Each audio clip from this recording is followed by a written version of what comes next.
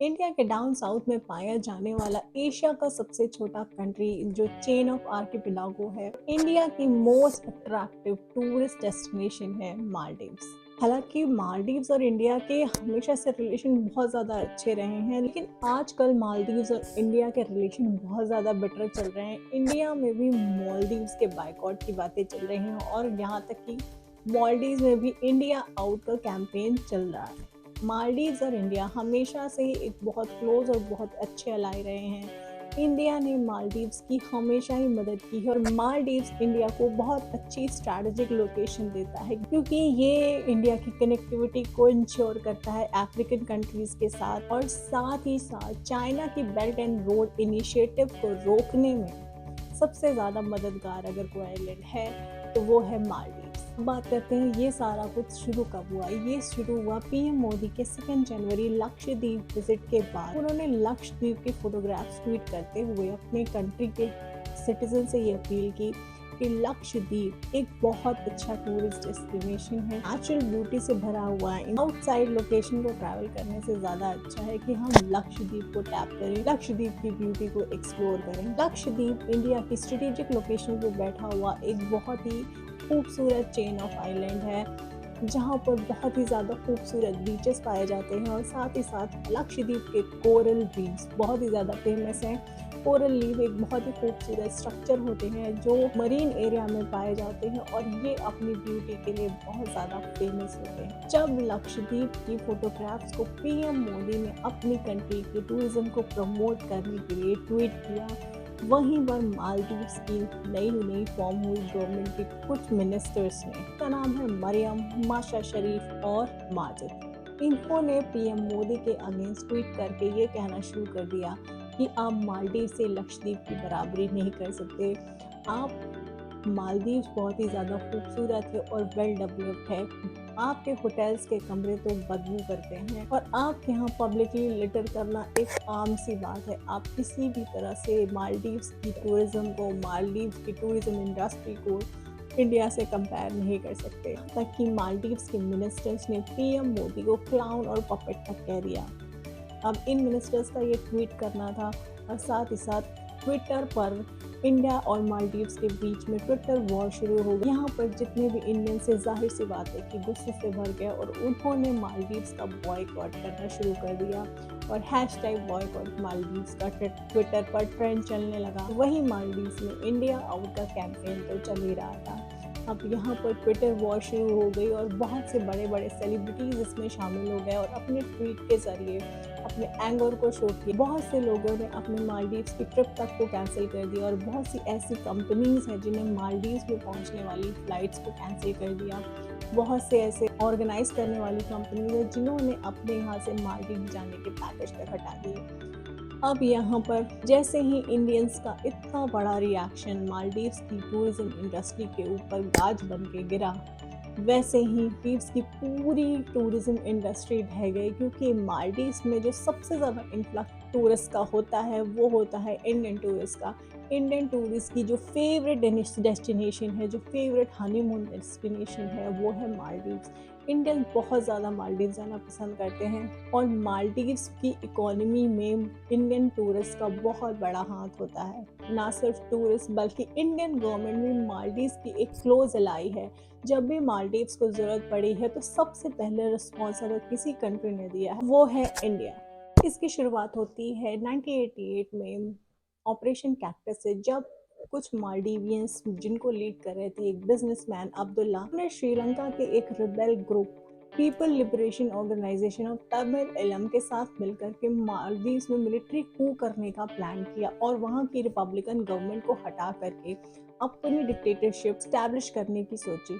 अब यहाँ पर जब मालदीव्स में इंडिया से मदद मांगी तो इंडिया ने तुरंत रिस्पॉन्स करते हुए वहाँ पर की गवर्नमेंट को स्टेबल किया, वहाँ की जो मिलिट्री कू चल रहा था उसको न्यूट्रलाइज किया और ये इंश्योर किया कि मालदीव्स में मिलिट्री कू दोबारा ना हो सके, कि मिलिट्री को न्यूट्रलाइज किया गया, क्योंकि मालदीव्स में मिलिट्री कू की प्रॉब्लम 1988 तक हमेशा बनी रहती थी। 2014 में जब मालदीव्स में पीने की पानी की कमी हो गई थी तब मालदीव्स में पानी पहुंचाने का काम सबसे पहले जो इंडियन गवर्नमेंट ने ही किया। तक कि कोविड-19 के टाइम पर मालदीव्स में ऑपरेशन संजीवनी चलाकर 6.2 टन ऑफ वैक्सीन पहुंचाने का काम भी इंडियन गवर्नमेंट ने किया। यहाँ तक कि इंडियन गवर्नमेंट हमेशा से ही मालदीव्स की मिलिट्री को ट्रेन करती आई है और बहुत सी एक्सरसाइजेस, बहुत सी military exercises Indian army, navy और एयरफोर्स मालदीव्स की डिफेंस के साथ करते हैं। गवर्नमेंट हमेशा से मालदीव्स के हेल्थ, इंफ्रास्ट्रक्चर, एजुकेशन में इन्वेस्ट करती चली आई। हमेशा से मालदीव्स को क्रेडिट लाइन देने का काम किया है इंडिया ने। इंडिया अब तक का मालदीव्स का 3rd लार्जेस्ट ट्रेडिंग पार्टनर है। इतने सब के बावजूद मालदीव्स में हमेशा से 2 स्टांस चलते हैं। एक स्टांस होता है प्रो चाइना और एक स्टांस होता है प्रो इंडिया। प्रो चाइना वाले लोग हमेशा चाइना को सपोर्ट करते हैं और प्रो इंडिया वाले इंडिया को सपोर्ट करते हैं। आज के टाइम में एक ऐसी कंट्री है जिसकी सुपर पावर बनने के सपने को अगर कोई चैलेंज दे सकता है एशिया में तो वो है इंडिया। चाइना हमेशा से ही इंडिया को बीट करने के लिए, इंडिया से लिवरेज लेने के लिए हर वो स्ट्रैटेजी फॉलो करता है जैसे कि वो इंडिया से आगे निकल सके, पूरे एशियन रीजन में अपना दबदबा बना सके। किसी भी कंट्री को अपने काबू में करने के लिए चाइना का सिर्फ एक स्टांस होता है, वो इतना इजी क्रेडिट लाइन किसी भी कंट्री को देते हैं और जब वो कंट्री वो क्रेडिट को चुका नहीं पाती है तो उस कंट्री को ना चाहते हुए भी अपनी कंट्री पर पूरा कब्जा चाइना को देना पड़ता है और चाइना उस कंट्री पर अपना पूरा कंट्रोल करती है और बाद में उस कंट्री को छोड़ देती है बर्बादी के रास्ते। जैसा कि चाइना ने श्रीलंका के साथ हम्बनटोटा पोर्ट बिल्ड करके किया। पहले तो उन्हें एक अच्छी खासी क्रेडिट लाइन दी और उसके बाद जब श्रीलंका की गवर्नमेंट इस क्रेडिट को चुका नहीं पाई तब उस हम्बनटोटा पोर्ट को कब्जे में ले लिया और श्रीलंका की इकोनॉमी को छितर-बितर छोड़ दिया। यही किया उसने पाकिस्तान की ग्वादर एयरपोर्ट को अपने कब्जे में लेकर। पहले तो ग्वादर एयरपोर्ट को पाकिस्तान की गवर्नमेंट के साथ मिल करके बिल्ड किया, उनको एक अच्छी क्रेडिट लाइन दी और बाद में उनकी पूरी इकोनॉमी को बर्बाद करके छोड़ दिया। इन दोनों कंट्रीज़ के पास अपनी कंट्री के ये इम्पोर्टेंट पोर्ट देने के अलावा कोई रास्ता नहीं बचा। ये इम्पोर्टेंट पोर्ट लेने का चाइना का स्टांस ये है, चाइना अपने बेल्ट एंड रोड इनिशिएटिव में इनको शामिल कर सके। इंडिया हमेशा से चाइना के इस BRI प्रोजेक्ट को अपोज करता रहा है। चाइना का ये इंफ्रास्ट्रक्चर प्लान इंडिया की सोवरेनिटी को खतरा है। इंडियन ओशन में इस तरह से चाइना की प्रेजेंस इंडिया की सोवरेनिटी के लिए, इंडिया की सिक्योरिटी के लिए बहुत बड़ा खतरा साबित हो सकती है। अपने इसी स्टांस के चलते चाइना ने मालदीव्स को भी अपने कब्जे में लेने की सोची और 2017 में चाइना और मालदीव्स के बीच में होता है फ्री ट्रेड एग्रीमेंट। इस फ्री ट्रेड एग्रीमेंट के चलते चाइना और मालदीव्स में एक बहुत ही क्लोज रिलेशन बिल्टअप हो गया और चाइना यहाँ से मालदीव्स में एक अच्छी खासी पकड़ जमाने की कोशिश करने लगा, जिसमें वो कामयाब भी रहा। चाइना ने भी मालदीव्स के साथ मिलकर के बहुत सारे प्रोजेक्ट्स किए और उसी तरह जिस तरह से उसने श्रीलंका और पाकिस्तान को अपनी क्रेडिट लाइन में फंसाया, वैसे ही उसने मालदीव्स को भी अपनी क्रेडिट लाइन में फंसा लिया। अचानक से इंडिया और मालदीव्स के रिलेशनशिप बिगड़ने का रीज़न क्या है?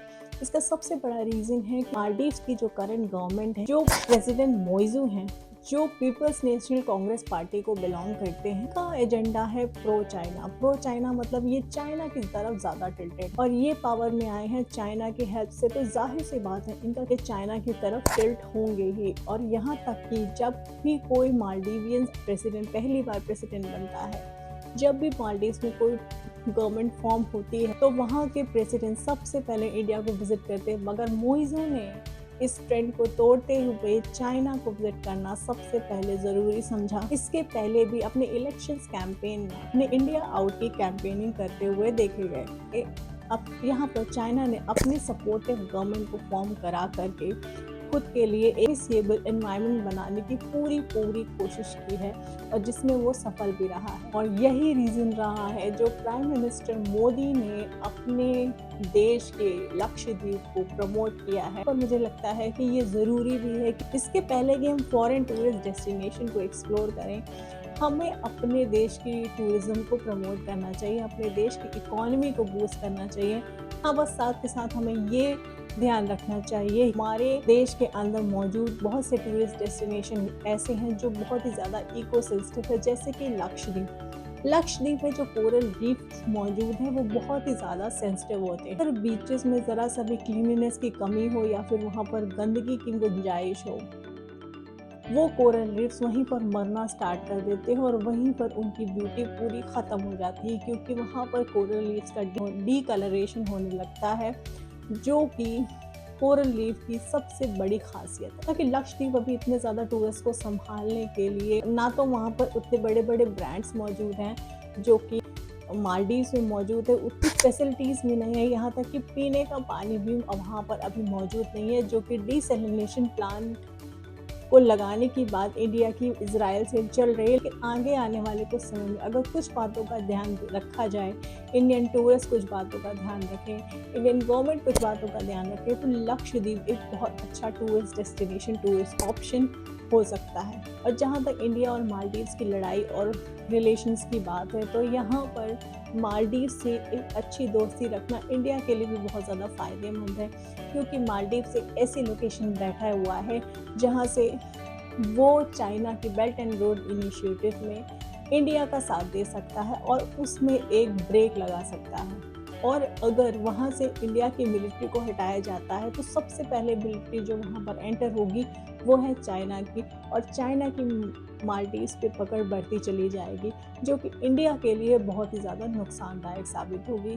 इसलिए ज़रूरी ये है कि इस झगड़े को, इस लड़ाई को डिप्लोमेटिकली सुलझाया जाए और हैंडल किया जाए, जिससे दोनों कंट्रीज़ का फ़ायदा हो सके। मालदीव्स को अलग अलग तरह के डेवलपमेंट के थ्रू इंडिया का फ़ायदा मिल सके और इंडिया को मालदीव्स की लोकेशन का फ़ायदा मिल सके, ताकि इंडियन ओशन रीजन में चाइना की पकड़ मजबूत ना होने पाए, जो कि चाइना को रोकेगी सुपर पावर बनने से और इंडिया का दावा मजबूत करेगी सुपर पावर बनने के लिए। मालदीव्स को ये समझना होगा कि इंडिया के टूरिस्ट उनकी इकॉनमी के लिए बहुत बड़ा बूम लेकर के आते हैं। मालदीव्स में जो अलग अलग ब्रांड्स हैं, जो अलग अलग इन्वेस्टमेंट आती हैं, वो ज़्यादातर के इंडियन टूरिस्ट के चलते आती हैं, और वहीं इंडिया को मालदीव्स की इंडियन ओशन में स्ट्रेटेजिक लोकेशन का फ़ायदा मिलेगा, और जो कि उसको चाइना से लड़ने में मदद करेगा। तो हम उम्मीद करते हैं कि आगे आने वाले टाइम में इंडिया और मालदीव्स अपनी इस प्रॉब्लम को डिप्लोमेटिक रिलेशंस के थ्रू सुलझा लेंगे और चाइना का यहाँ पर इंडियन ओशन पर अपना कब्जा करने का सपना ज़रूर टूटेगा।